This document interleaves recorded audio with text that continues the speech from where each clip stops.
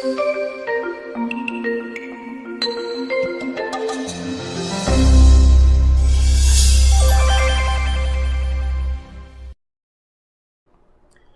18, 1-8. Then Jesus told his disciples a parable to show them that they should always pray and not give up. Isinalaysay ni Jesus ang isang talinghaga upang ituro sa kanila na dapat silang laging manalangin at huwag mawalan ng pag-asa. Sinabi niya, sa isang lungsod ay may isang hukom na walang takot sa Diyos at walang iginagalang na tao. Sa lungsod ding iyon ay may isang byuda, lagi siyang pumupunta sa hukom at sinasabi, bigyan po ninyo ako ng katarungan sa aking usapin. Tinanggihan siya ng hukom sa loob ng mahabang panahon, ngunit nang magtagal ay sinabi ng hukom sa sarili, kahit ako'y walang takot sa Diyos at walang iginagalang na tao, ibibigay ko na ang katarungang hinihingi ng byudang ito, sapagkat lagi niya akong ginagambala at baka mainis pa ako sa kapupunta niya rito. At nagpatuloy ang Panginoon. Pakinggan niyo ang sabi ng masamang hukom na yon. Ngayon, ipagkakait kaya ng Diyos ang katarungan sa kanyang mga hinirang na dumaraing sa kanya araw-gabi? Sila kaya'y paghihintayin niya ng matagal? Sinasabi ko sa inyo, agad niyang ibibigay sa kanila ang katarungan. Ngunit sa pagbabalik ng anak ng tao, may daratnan pa kaya siyang mga taong may pananampalataya? Ang pamagat ng ating pag-aaral, the widow's persistence, the widow's power. Balikan natin. Luke 18:1. Then Jesus told his disciples a parable to show them that they should always pray and not give up. Isinalaysay ni Jesus ang isang talinghaga upang ituro sa kanila na dapat silang laging manalangin at huwag mawalan ng pag-asa. Tatapunan natin ang bahagyang liwanag from quantum physics. Titingnan natin mula sa lente ng quantum physics without much explanation and elaboration on the science itself. This will be an added treat to those who can see through the lenses of quantum physics. In quantum physics, prayer can be what is called observation. Sa quantum, yung observer effect, observation changes the thing being observed. In other words, yung observer effect, makikita natin that quantum mechanics states that particles can also behave as waves. When an observer is watching, electrons are forced to behave like particles and not like waves. And when they are left unobserved, they behave like waves. Thus, the mere act of observation affects the experimental findings. For us to see an electron, a photon must first interact with it. And this interaction will change the behavior of electron. This effect is also known as observer effect. Ano naman ang quantum physics in always praying, in not giving up? Ito ang tinatawag na quantum tunneling. At ating tingnan ang drawing na ito, bonus para sa makakaunawa at sa hindi pa naman naunawaan ito agad, di pag-aralan para next time madagdagan ang appreciation natin when we try to use some lenses of quantum physics in deeper understanding of Scripture. Sa Luke 18, 2-3, sinabi niya, sa isang lungsod ay may isang hukom na walang takot sa Diyos at walang ginagalang na tao. Sa lungsod ding iyon ay may isang byuda. Lagi siyang pumupunta sa hukom at sinasabi, bigyan po ninyo ako ng katarungan sa aking usapin. What's quantum physics in the judge can be representation of the barrier in tunneling. What's the quantum physics in the widow? Representation of an electron trying to get through the barrier. Luke 18:4. For some time he refused.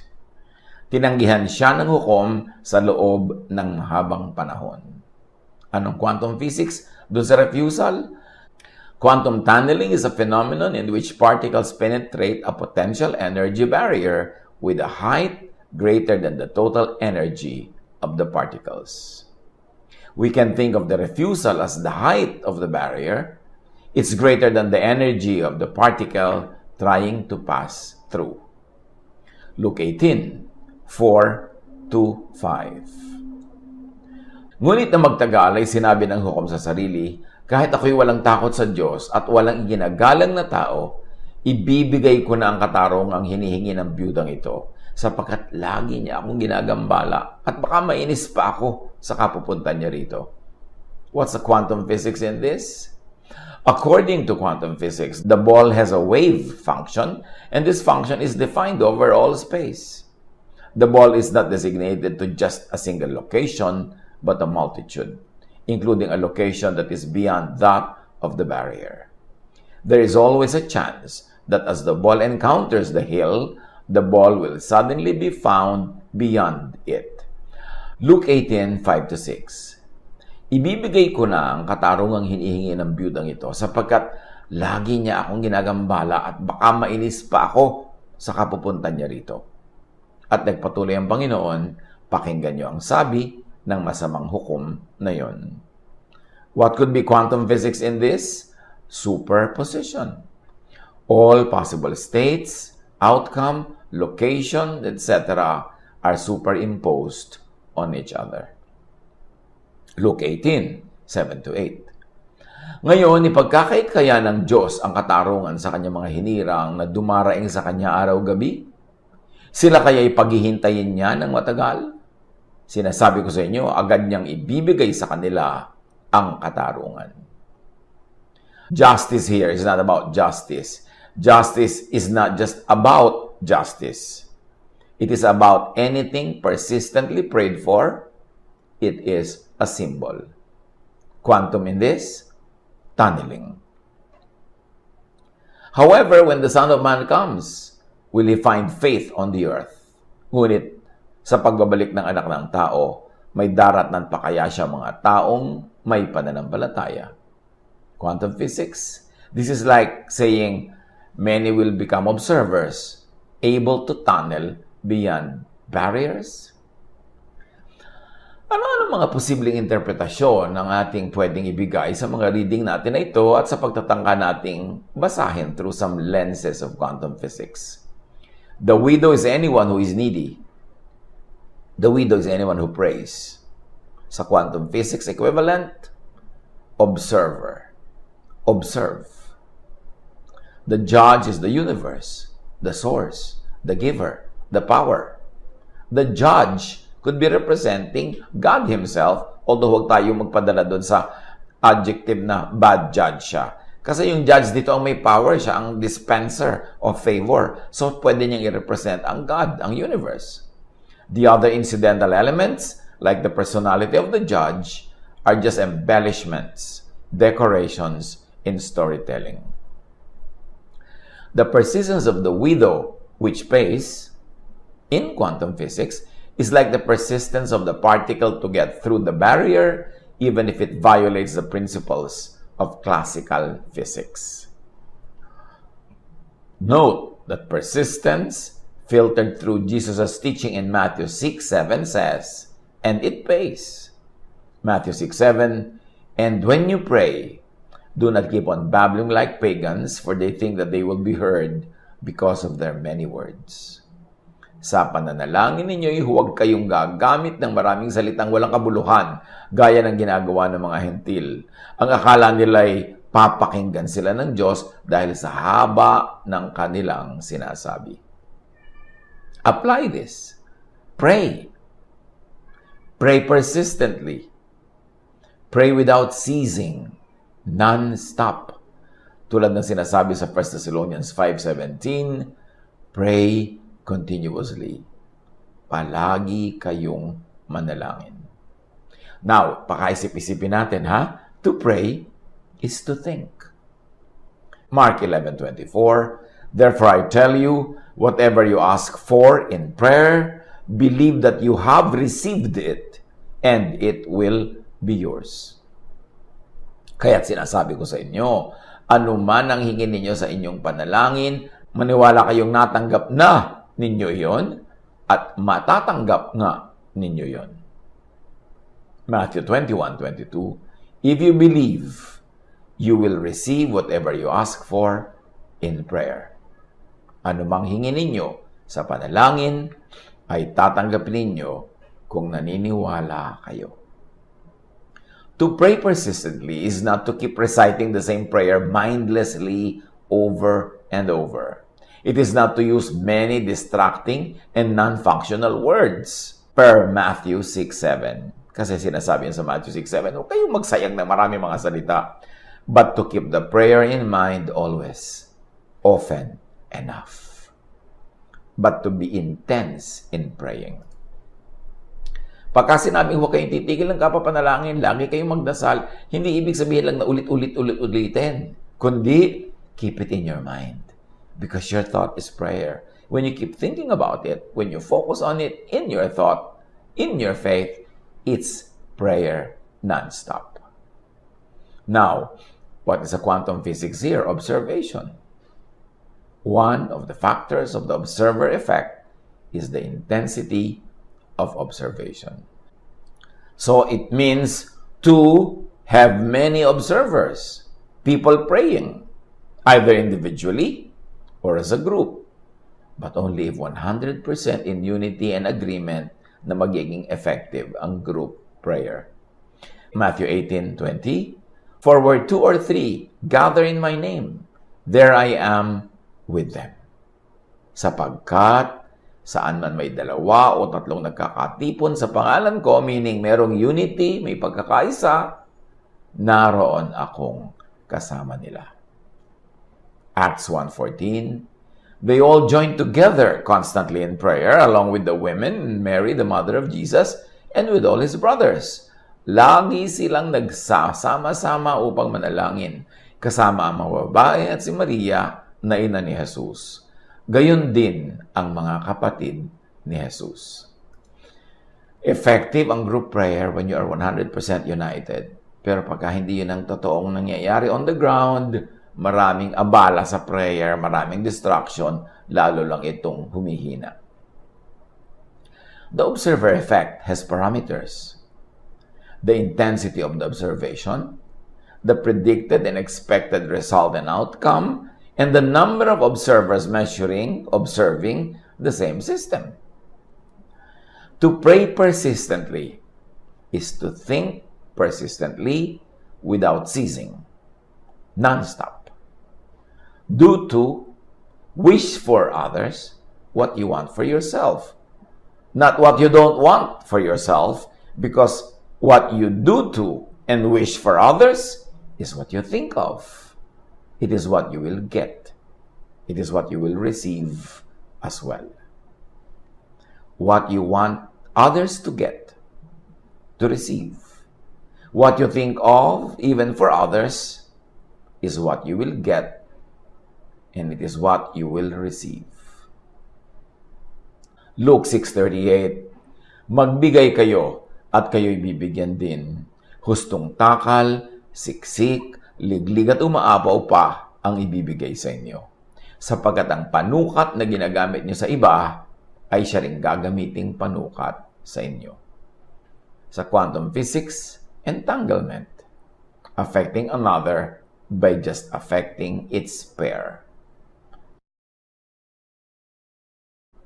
In godliness, in quantum physics, you receive what you give away. 1 Corinthians 4:12, when we are cursed, we bless. Therefore, blessing din ang babalik sa atin. Kasi yung pinapawala natin into the heavens, yun din ang ibabalik ng kalangitan sa atin. 1 Peter 3:9, huwag ninyong gantihan ng masama ang masama.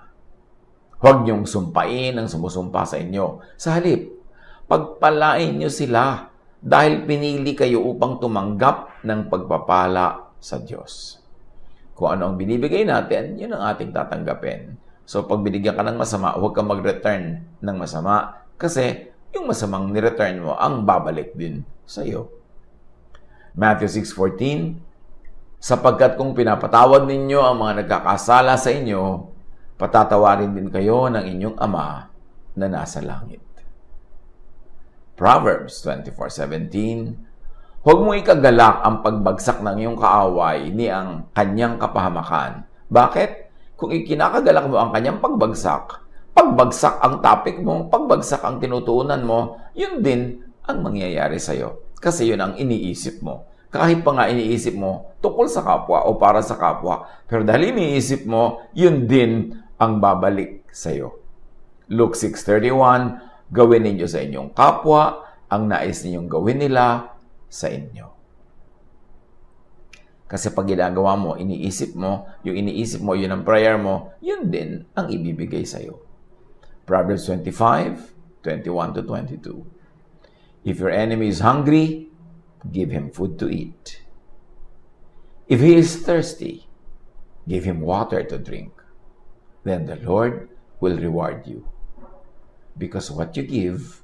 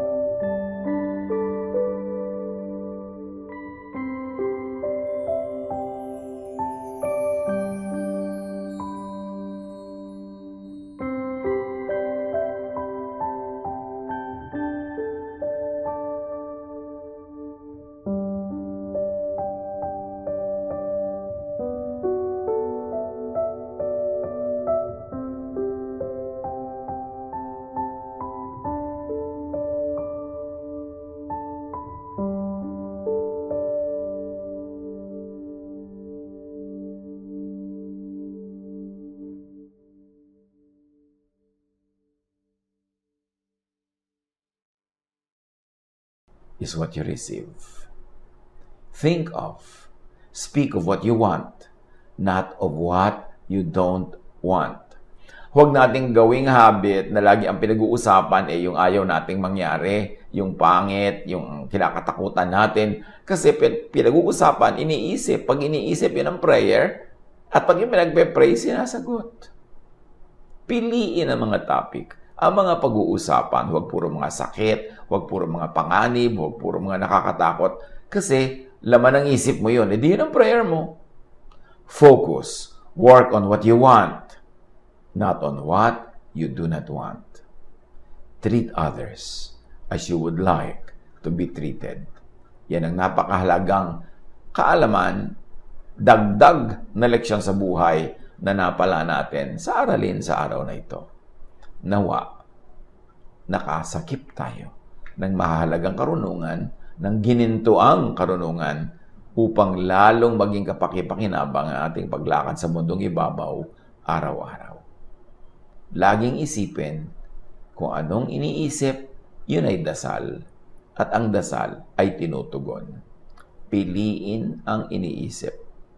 At sa ating pagsisikap na unawain pa, dagdagan pa ang pag-unawa sa mga katuroang ito using the lenses of quantum physics. Kung hiyang sa atin, edi gamitin. Kung hindi naman, edi wag. Huwag niyong pansinin. Tuloy-tuloy na lang tayo sa pag-aaral na doon sa classical way of studying Scripture. But we are trying to add some perspective, some angles, some lights